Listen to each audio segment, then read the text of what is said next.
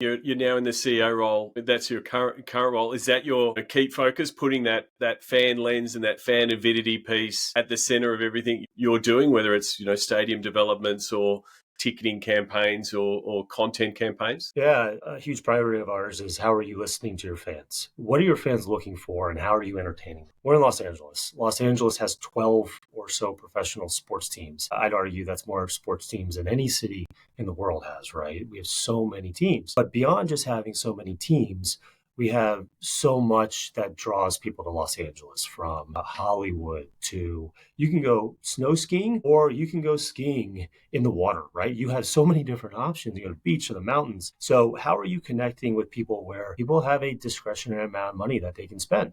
And how do you convince them that they want to spend it with you, with the LA Galaxy, or they have a limited time? And how do you want to connect with them if they spend that limited time with you as the LA Galaxy? So it's a top of all of our priorities. The experience that our fans are having, there's a way to connect with them online, but there's a different way to connect with them in the stadium. So we've spent a lot of time in the last 12 to 18 months is how are we improving and enhancing our fan experience? So the second that you purchase a ticket, that ticket ends up in your wallet, or otherwise you drive down our main driveway, you connect with our parking, you enter the gates, you buy concessions, you watch the game.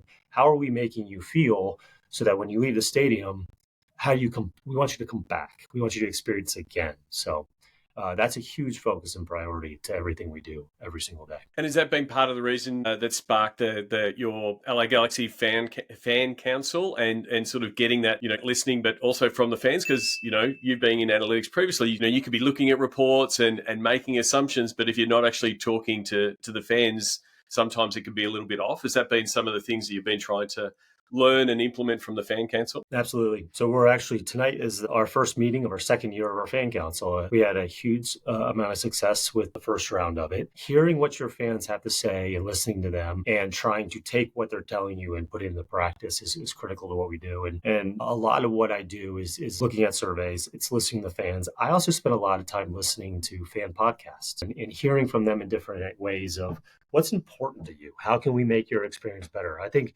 sometimes we're too deep into it and we forget to realize that maybe there's something that we can do that can make a huge impact on an overall fan experience. And now, sometimes you can make really big impacts, or sometimes you can make a lot of small impacts that add up to a big impact. Our job is to listen, take that information and actually have change and show improvement. I think if you can't just stand still. And I think for a long period of time, we didn't make the necessary improvements that we needed to, or we didn't take the feedback the right way. Now it's a mission of ours. We need to do things differently. And I'd argue the LA Galaxy is the biggest team in Major League Soccer.